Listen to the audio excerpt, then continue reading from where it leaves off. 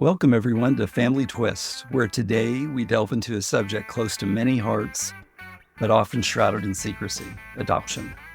We're thrilled to have Dr. Joyce McGuire Pavo with us, whose own journey through adoption and subsequent career in the field offers invaluable insights into the emotional, social, and legal intricacies of adoption. Join us as we uncover the layers of adoption, the challenges faced by adoptees, and the strides being made in adoption practices. So welcome to the show, Dr. Joyce McGuire Pavo. Thank you very much. It's wonderful to be here. What got you interested in the topic of adoption in the first place? 78 years ago, I was born and placed for adoption. I grew up in 46, the 40s and 50s, and those were the times when no one said anything. Right. It was a time of great secrecy. I mean, you couldn't even say the word cancer or asthma. Right. It was, a different time. And I was told I was adopted when I was about 3, and I vaguely remember it. And then I would ask and ask and ask, but that was it. We've told you, that's it. And my parents were great. Nobody was doing anything about adoption. Everything was supposed to be as if nothing were different, as if you were born into this family.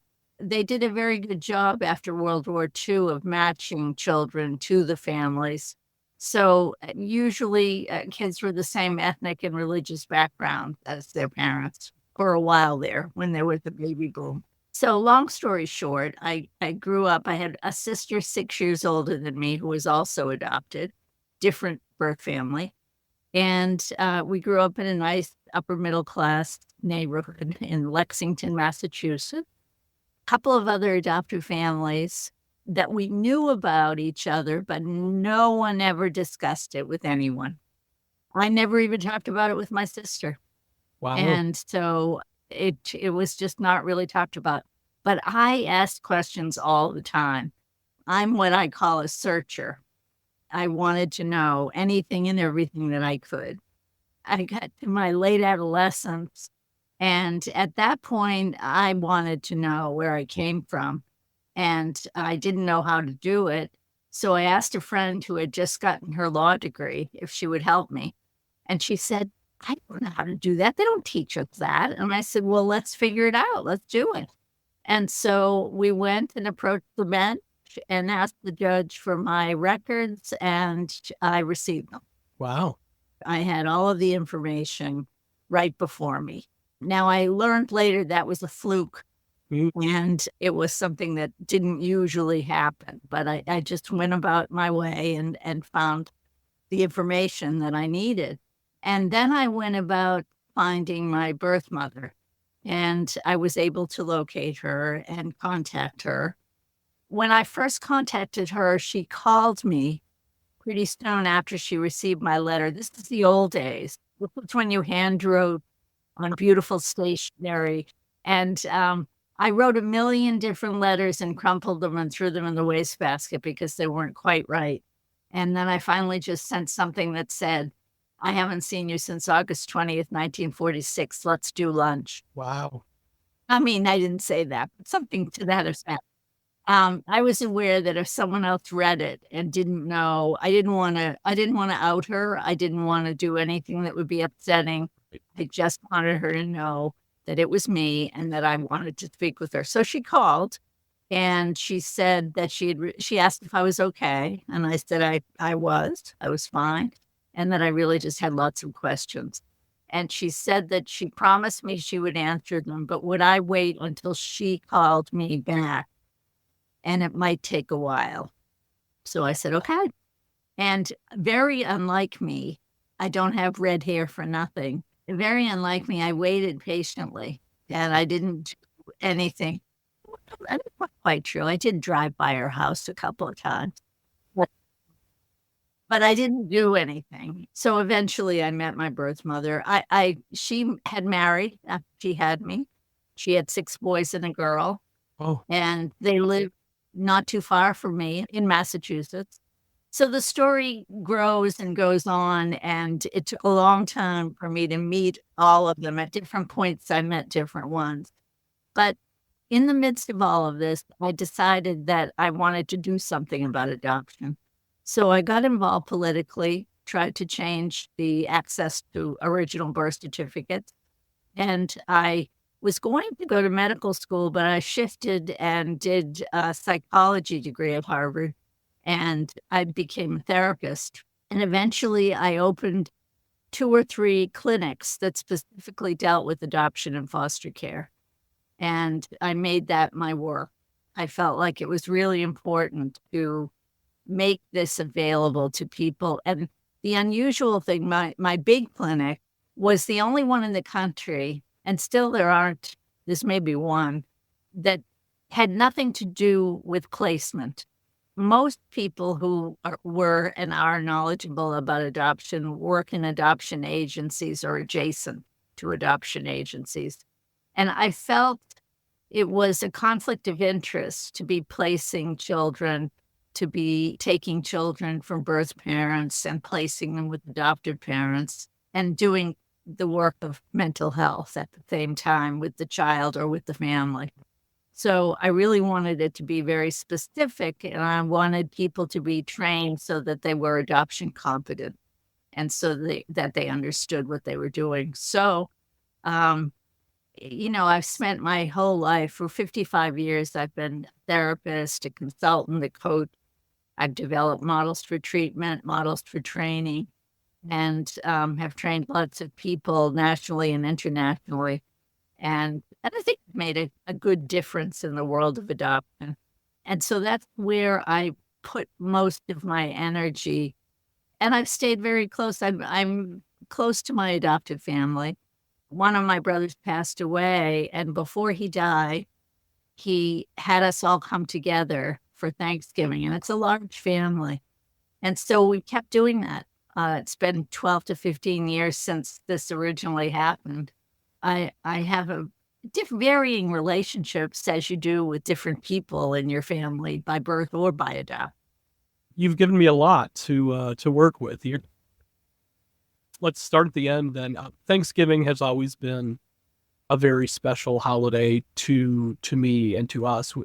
And not only gathering together with birth family, Kendall, refound birth family, but also our chosen family. When we lived in California for 9 years, I think we hosted 6 of the 9 we'd call the Thanksgiving orphans, and it was just a lovely gathering of 15 to 20 people. And the Bay Area in California, if you're lucky enough to own a place, it's not very big. So all 900 square feet of our place was hosting, 20 people. Absolutely. But yeah, Thanksgiving to me is always just meant it's a special time, for getting together. But then going back to the very beginning and relating to your red hair, immediately when you started talking, I thought about Little Orphan Annie. And I don't know if that radio program was a part of your childhood or not, but definitely something that I thought of because that character has always been a very strong character, and a very important character, I think. And, the idea of family and adoption. I never understand why I didn't have an incredibly rich work of family. Goodness. So, wow, it's, you did sort of philanthropy. Think of the... Right, exactly, yeah. Think of what could have been done. Yeah. But you sort of did the unthinkable of being able to be so proactive and being able to find your birth family in a time, we're talking, decades before the internet, right? Like, Absolutely. It was, really. How do you even begin? Like, where do you go? Well, I made it up as I went along. I didn't know anyone else who did this.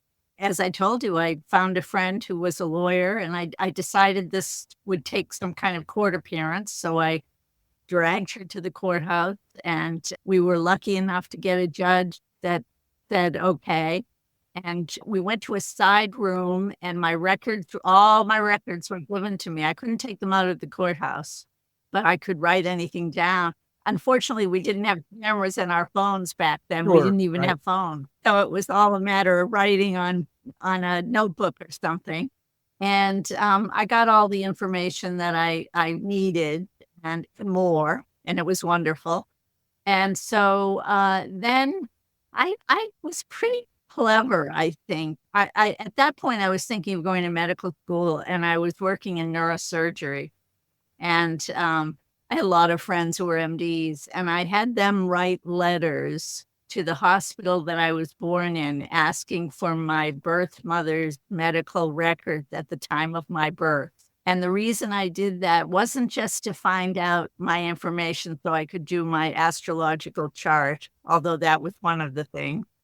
It was also because when you're admitted, all the family information is taken. And she was young enough that she would have had to been living with her parents in the 40s. And all the information would have been there. So I found out quite a bit. And then I was able to send that letter that took 27 writings, but finally was sent off with the stamp in a mailbox, real old school. But this is how things were done. When we had groups, we would gather people, and it wasn't even Xerox, it was mimeograph Yeah. newsletters. And I'm pretty ancient. This was old school. But somehow we did it. And a friend who heard about me, she was in Philadelphia doing something similar, pulling people together to try to do some advocacy. And so she took the train up to Cambridge to visit me. She talks about this at conferences sometimes if she's a speaker. And she'll say, I took the train up to Cambridge and I wanted to meet this person who was doing this work.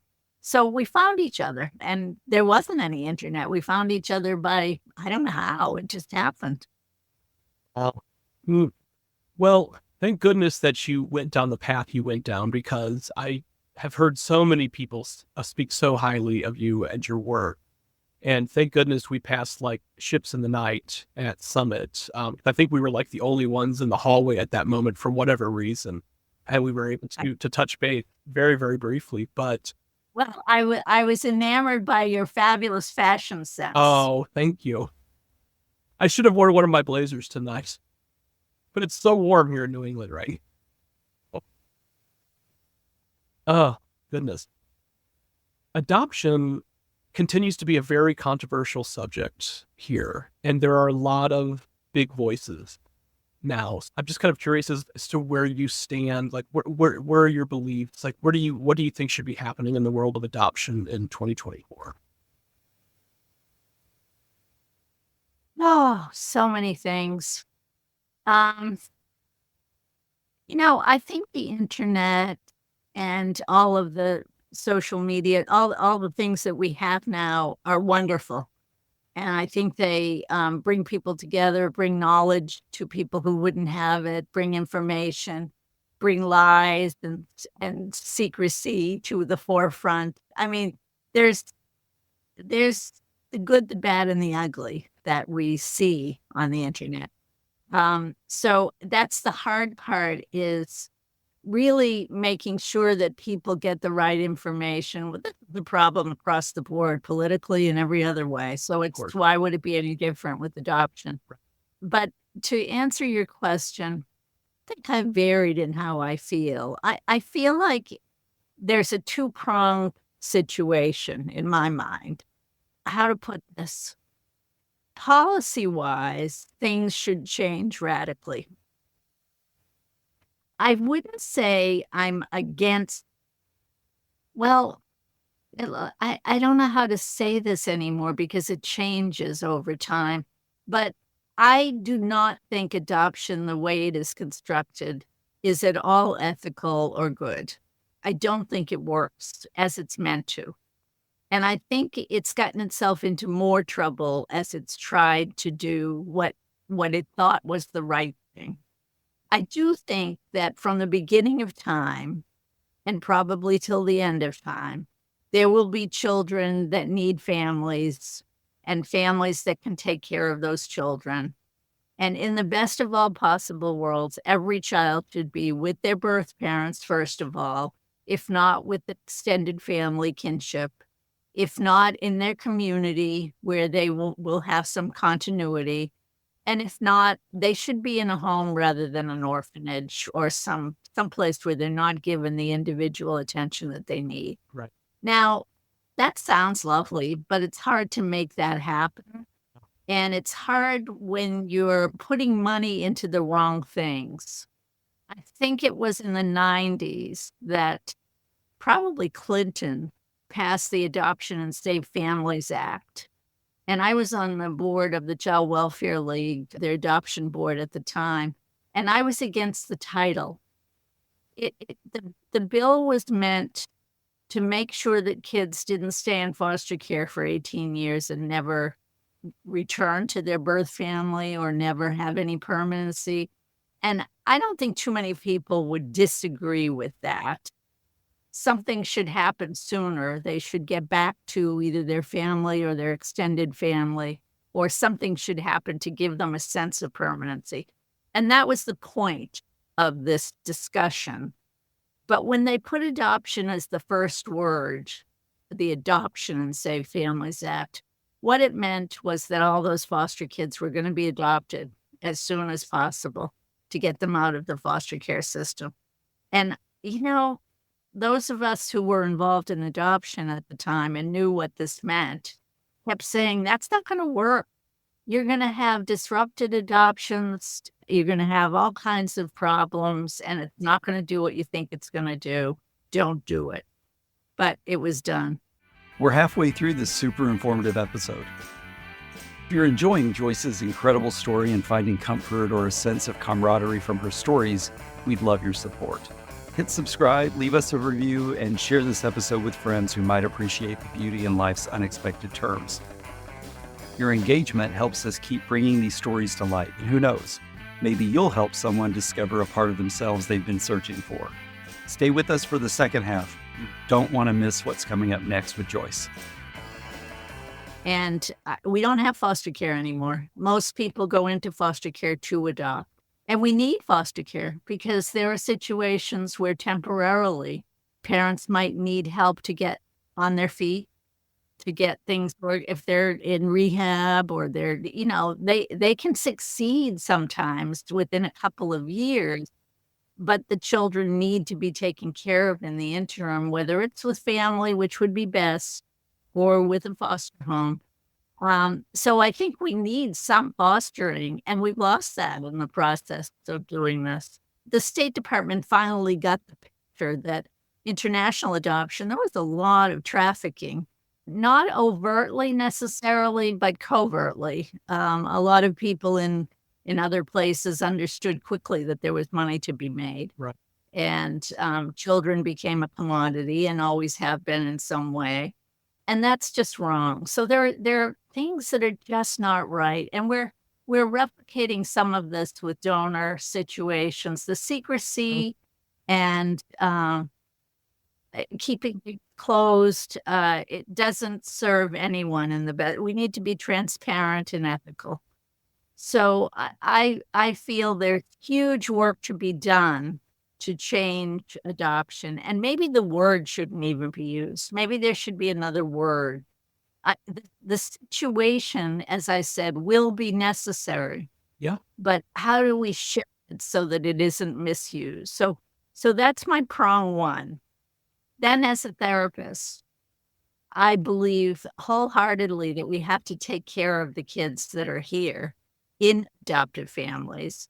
And you can't say adoption shouldn't exist and we hate it while these kids are trying to grow up and while they need to trust that they're in a safe place.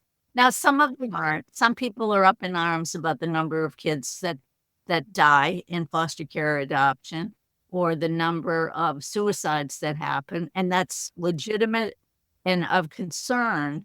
But meanwhile, there's also kids who need to be in the families they're in because that's where they are. So my work has always been to try to support the holding environment, really help to educate the parents, both birth and adopted, I've worked very hard to open closed adoptions of minors for millions of years before anyone thought it was a good idea. Because the more openness, the more reality, the more transparency, and the more ethical behavior that we have, the more it works. And it doesn't work perfectly. There's still trauma, there's still loss, there's all of that is still there, but it can be addressed in a different way if you're open about it. Yeah, unfortunately, we're literally currently going through a situation where there's family strife, on Kendall's side with finding his birth mother's side of the family, and that it's really causing a divide as to one of his half sisters is saying, well, this was supposed to be a closed adoption. Well, it was. I mean, Kendall petitioned the court starting at 18 years old to figure out, where he came from. He only found out through DNA, so nobody predicted that was going to be something that was going to happen however many years later. But now it's out there, and, here he is. And the trauma of dealing with this rejection, and he, he's not alone. It's very painful. He's not alone. One of the things that I remember a conversation I had, I was fighting for records in New York once, and I was coming back from Albany on a train, and I sat next to one of the judges who had been at the meeting we had been in. And he said, the problem is we have a contract here with the birth parent and the adoptive parent. And I said, Your Honor, it isn't a contract to me. I didn't sign anything. And if you're considering this a contract about adoption and one of the parties hasn't had any information and hasn't signed, then it's not a legal contract. So well said. And he was back. But it's true. It's true. We didn't say anything about this. We had no say whatsoever. Right. But one of the things, Corey, I believe everyone should search. You should find any and all information that you can. Problem with reunion is you can't legislate reunions, and people make choices in different ways at different times.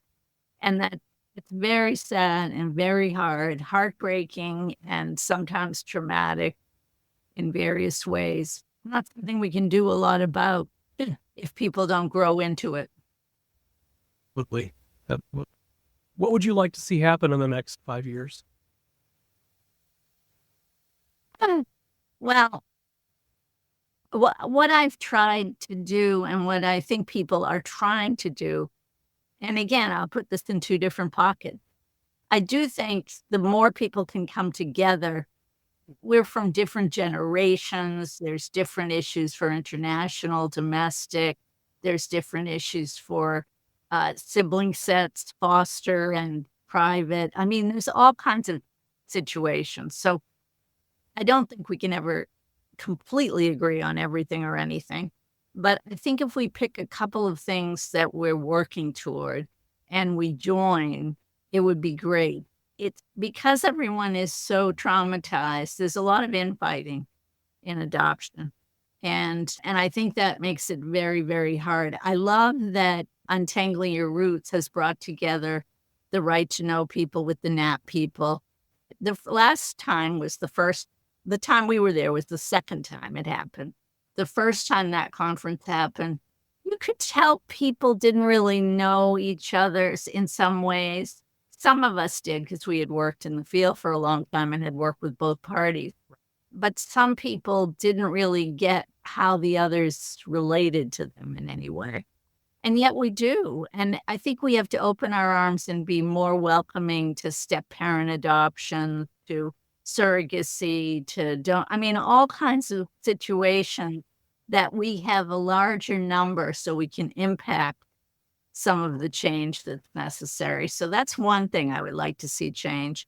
And then as far as therapy and really helping people, I would like to see more professionals, not just therapists. I think teachers, lawyers, pediatricians, trained to understand the complexities of adoption for all of the parties involved, but most especially for the child. Yeah. Yeah. I think you've really hit upon it right there. And it's not just getting educated about adoption, but it's getting educated about NPEs and donor conceived people and surrogacy conceived people. Obviously, we need more therapists that are well trained in that, but it needs to be across the board because this population is growing. Yes, and it behooves people to get on board for people who are usually quieting us because we do have DNA and we do have social media and people can find each other in a flash. Right. And I have a client who was adopted from Colombia and she doesn't speak Spanish, but through Translator on Facebook, she's been able to have a year-long conversation with her brother and develop a real relationship. It's amazing what we can do, and it's going to keep growing in that way. Not just the numbers that are growing, the ability to do some of the things that need to be done to feel whole, to connect oneself are really changing. And I think people need to get on board. You can't make it go away. No. And it's not a black and white issue. I mean, there's a lot of gray area, which is why, through our podcast and through things like Summit, it's like we have to be open to everybody's opinions and the conversation because everyone's experience is a little bit different.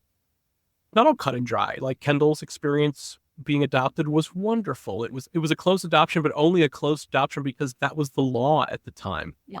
Yeah. His adoptive parents were totally open to him, discovering his roots, when he got to a certain age. And unfortunately, they both died before he even got to that age.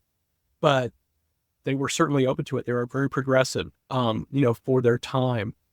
And it's again, a lot of gray area there. Yeah. Yeah, definitely. So these conversations are very important. And again, just thank you for what you're doing and for going down the path you did rather than the medical side, because I think it's very important. You were very highly recommended to me by several people before we got the chance to meet. So I'm glad that we did. And I'm glad that you came on to speak with me today. Me too. And I think it's great the work you're doing. I mean, I think it is so important to be able to direct people to listen to some voices when they can't. This is so great.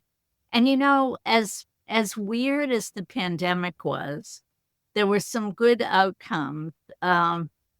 People were able to Zoom and connect to people. I had clients in Singapore and in Saigon, and I met with a group of adoptive parents in Bangalore. The things that happened were very interesting and exciting. And I think we've been able to connect with people in all kinds of places, in all kinds of ways. For sure. I've always been a making lemonade out of lemons type person. It sounds like you are. Are there a couple of resources Absolutely. you can recommend in the meantime for people to check out just so they can get a little bit further educated? Generally on adoption, what adoption looked like in 2024? There is I think that the books that are coming out now, we have some amazing resources that are happening now. And I tried to put together a list, but someone told me there's a better list. I'd really want to pull that together and give it to you to be able to share with your Sure. listeners, because it's just amazing what's come out more recently. The number of adoptees of all types who are writing and really saying what's real for them, which isn't what's everyone's story. But I think it's important to listen to the stories of various people and to identify with the parts that one can. Two of my dearest friends in the days of old, who are both gone now, they both passed away, are Betty Jean Lifton and Annette Barron. And they both wrote beautiful books that really engaged people and opened things up for people. And I think today we have some terrific books and movies. For some reason, the Korean and Chinese adoptees are making lots of fabulous movies. And some of the movies are short, some of them are long, but they can be used in so many ways. I used to like to plug in little pieces of movies into trainings because it just gives you more of a sense of different people's perspectives. Well, if you could cultivate a short list for us, that would be fantastic. And absolutely, we will share it. Great. I will do that for sure. Wonderful. Well, Joyce, it's been so wonderful to reconnect with you. Thank you for the work that you're doing.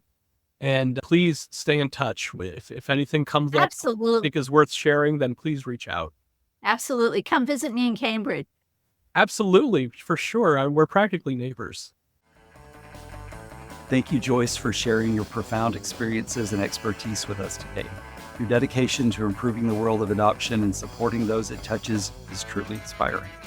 To our listeners, we hope this episode has provided you with a deeper understanding of adoption and its impacts. Whether you're touched by adoption or just seeking to understand it better, the stories and information shared today are steps toward greater empathy and knowledge. Thank you for joining us, and we look forward to bringing you more enlightening discussions here on the Family Twist podcast. And remember, family secrets are the ultimate plot twist.